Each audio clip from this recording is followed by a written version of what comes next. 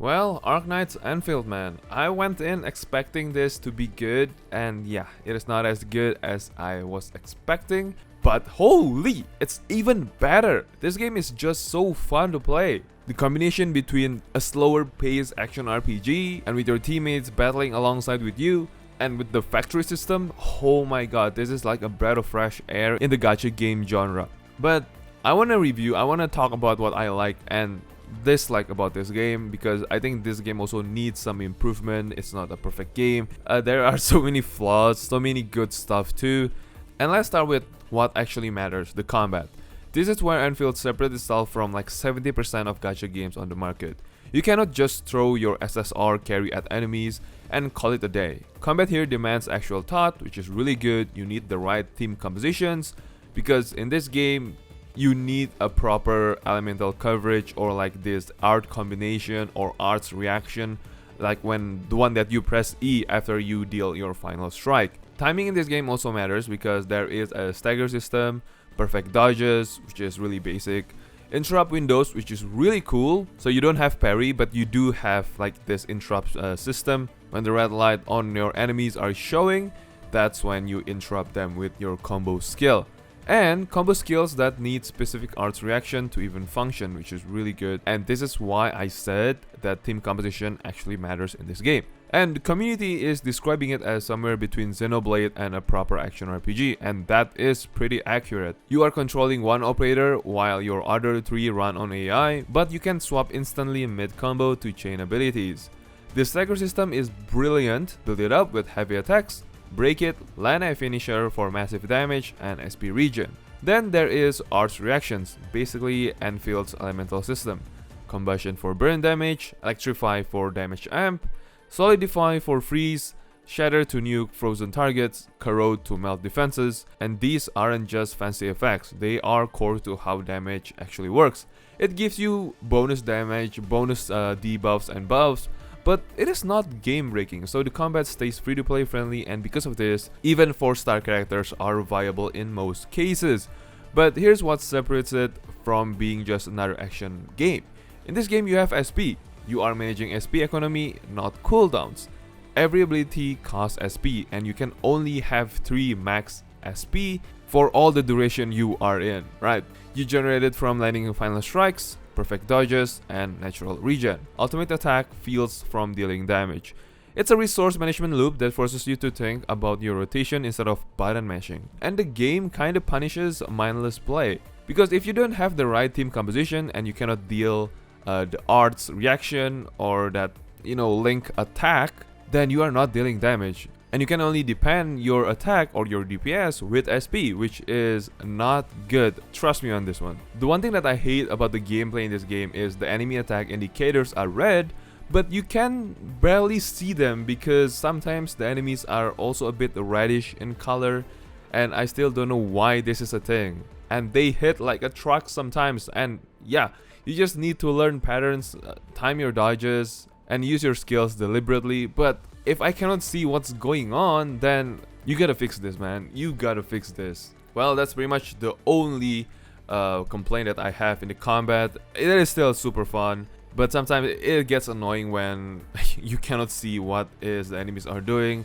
and everything is so flashy. I think they need a better job at indicating us whether the enemy is going to attack or not. Well, that's just my nitpick. I mean, they can improve in the next patch, so we will just have to wait and see. And speaking of combat, this brings us to the progression. It is super straightforward on paper. 1 material to farm per region or per character. It is really simple, right?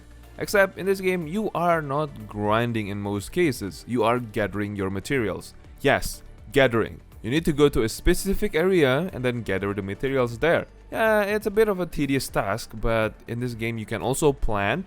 But when you plant and when you want to grow your own materials, they take up 12 hours plus to grow. Yes, 12 hours. That's like half a day for just one single material. You're like, come on, man. Now, this is the time gate that I really don't like, because you just have to wall the progression in this game, so you keep on coming back and keep on coming back, which I don't like. I wish they just 5 hours, you know, half it 6 hours, not 12 hours. And you can only grow one, which is kind of like absurd in my opinion. But well, if you're thinking about, yes, you have the factory system in this game, but it doesn't help. The factory system is to help you to basically build your stuff, right? Basically build your gear, but it's not for upgrading your characters. So I don't know how to feel about this. I just wish that they can give us more materials, or even like more ways to grind your materials, to upgrade your characters, to upgrade your weapons, and yeah, hopefully so, the next patch. Now, the factory system. This is where Enfield does something genuinely unique in the gacha space.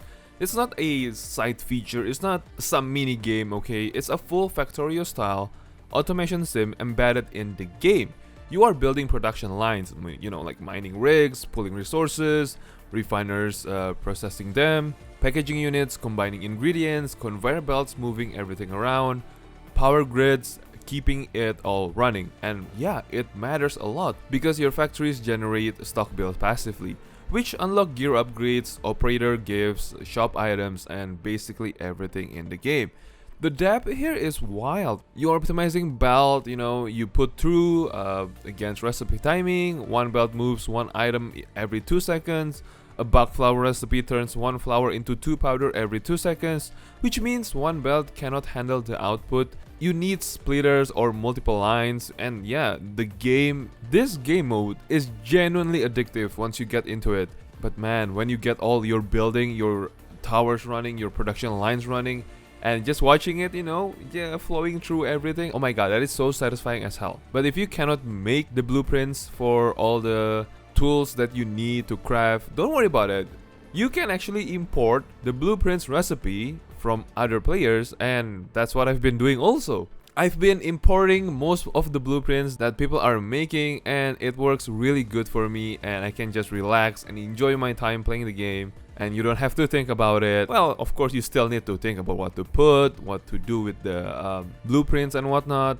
So I think that is a really, really good thing. I just wish that in the game they actually give you a very good blueprints, you know, because in my opinion, the blueprints that the game provides, it doesn't really matter that much. It just gives you the basic knowledge of it, and it's not the most compact and optimized blueprints in my opinion.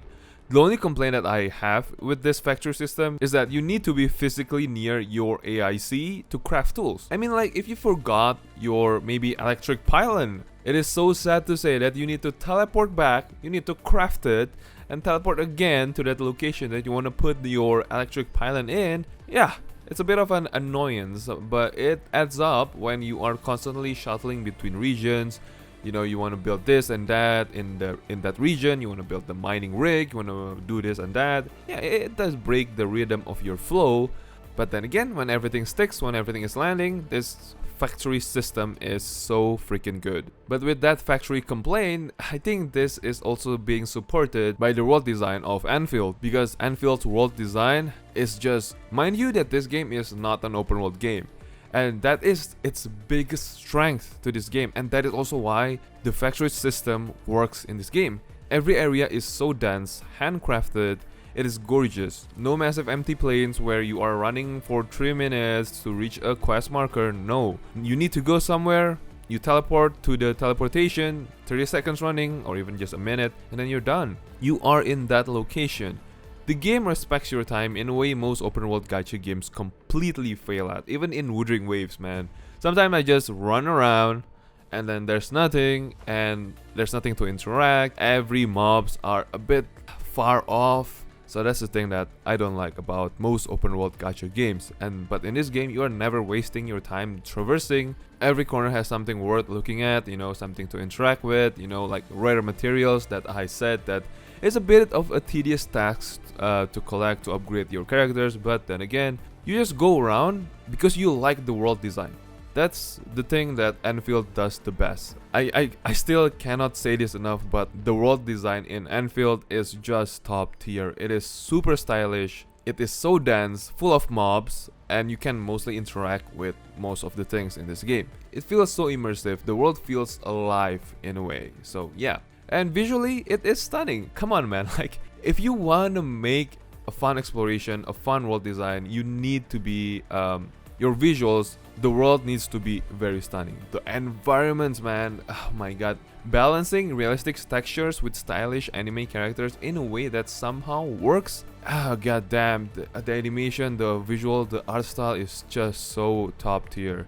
Animation in this game, they are fluid. Facial expressions are expressive enough that everyone is literally making a memes of cutscenes in this game. The administrators has personality, you know, even the male, the female, they cracks jokes, keeping things from getting too grim. When I look at the cutscenes and when I play this, it reminds me a lot of Final Fantasy, you know, where they balance worlds in crisis, but there is still room for humanity, I mean, for humor and fun vibes all around. You are not just drowning in grim dark misery, so I think that is such a good thing, man. You are not very serious all the time. You are experiencing a real world, you know, with people in it, with people actually acting like people. So I think that is such a good job with the presentation, the world design, the visuals, everything in this game. Holy shit, this game is making me want to play more when I'm talking about it right now. So that's a good thing. Oh, and I forgot to mention about the voice acting, man. The voice acting in this game deserves its own spotlight because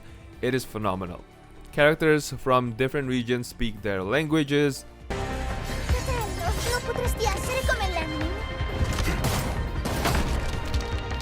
Sei intrufolata nella valle da sola. Lend mi lo sa. Taci! Prima facciamoli fuori! Not just in cutscenes, man, in combat too. Their ultimates, when they are using their skills, everything. And also the accents are so spot on. The world building is done right, the characterization is done right. It makes Talos 2 feel like a real place with actual cultural diversity, not just anime characters speaking perfect English or even perfect Japanese. Now, the English dub is so solid across the board. It fits the tone. I mean, they nail it in the voice acting department, even the music too, man. It's just the sound design of this game. Oh my god, I forgot to tell you about the sound design in this game. Holy sound effects, man, music, voice acting, everything is so spot on. And you guys need to see, and you guys need to hear that every character in this game, when they run, it sounds different.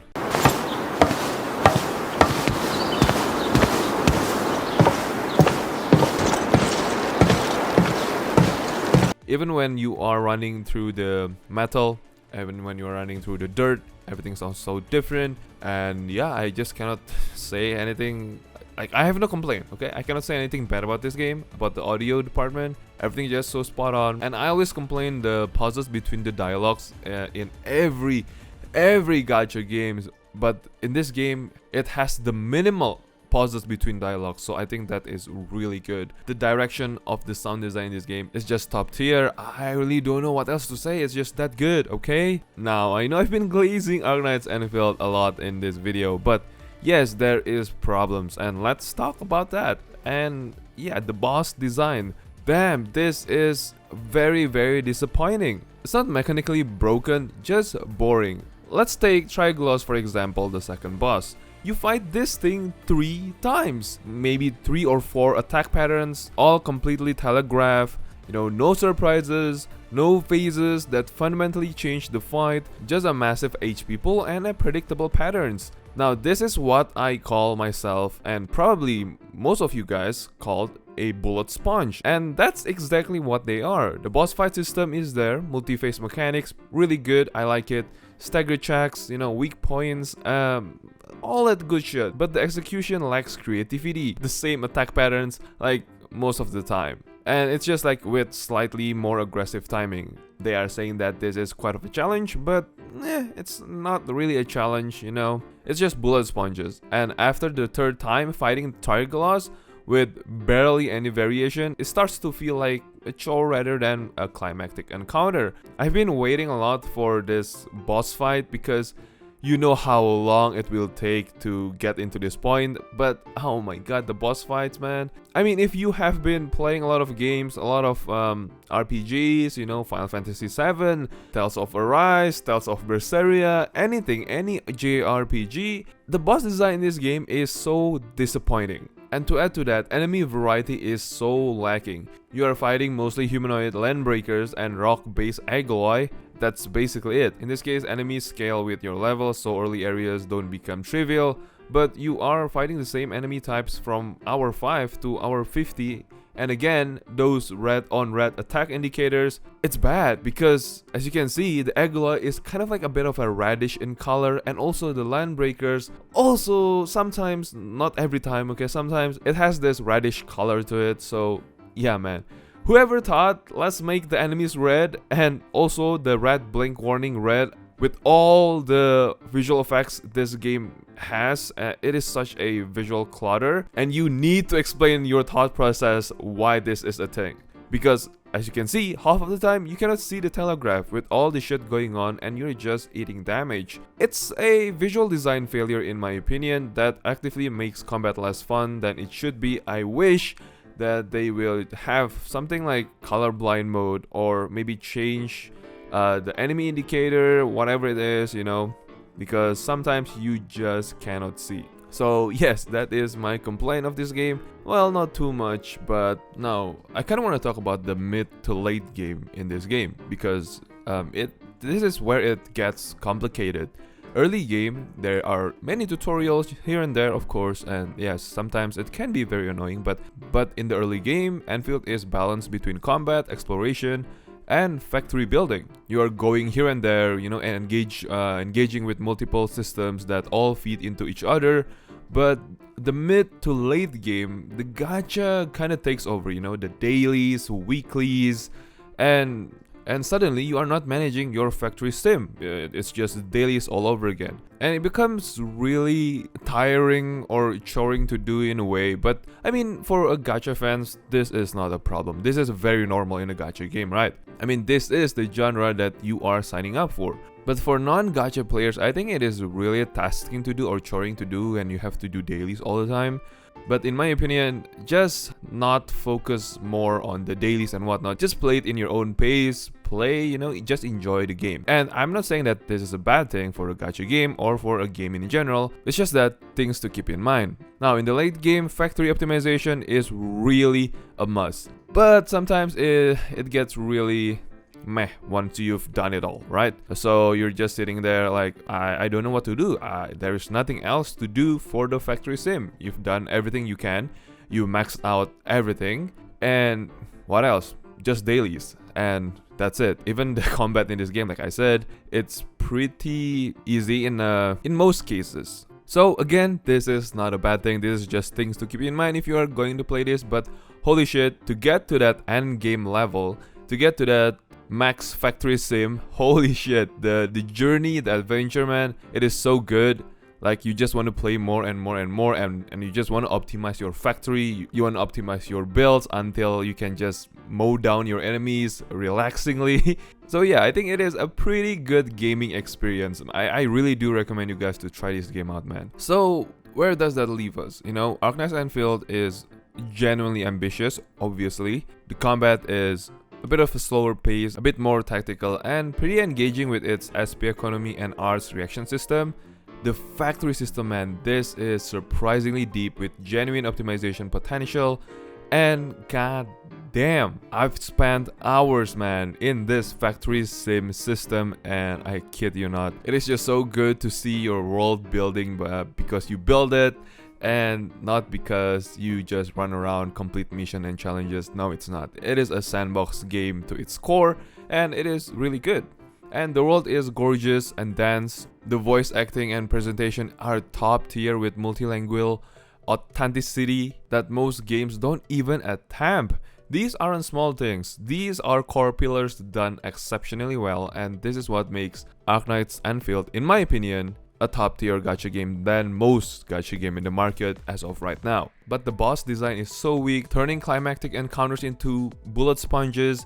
Enemy variety is lacking, making you fight the same types for dozens of hours. I mean, to its core, this game is a sandbox game, not an open world game. So if you are burned out on an open world, you know, gacha game where you are sprinting across empty landscapes, if you want a bit more tactical combat, I think this is the game for you. And if you like the automated production system line, a factory system like in Factorio, then Enfield is absolutely worth your time. I do recommend it. Yes, it is a gacha game, but come on, I've played this for I don't know how many hours. Right about now, I'm like level 40, and I have a lot of 6-star characters just by playing the game. So yeah, this game is pretty generous, man. I'll just say this, the core experience playing this game, even though this is a gacha game, even though I said that the boss fight it's like bullet sponges, the core gameplay, the core experience of this, it is excellent. Combat is really engaging, world is beautiful, factory is good, everything is so addictive in this game.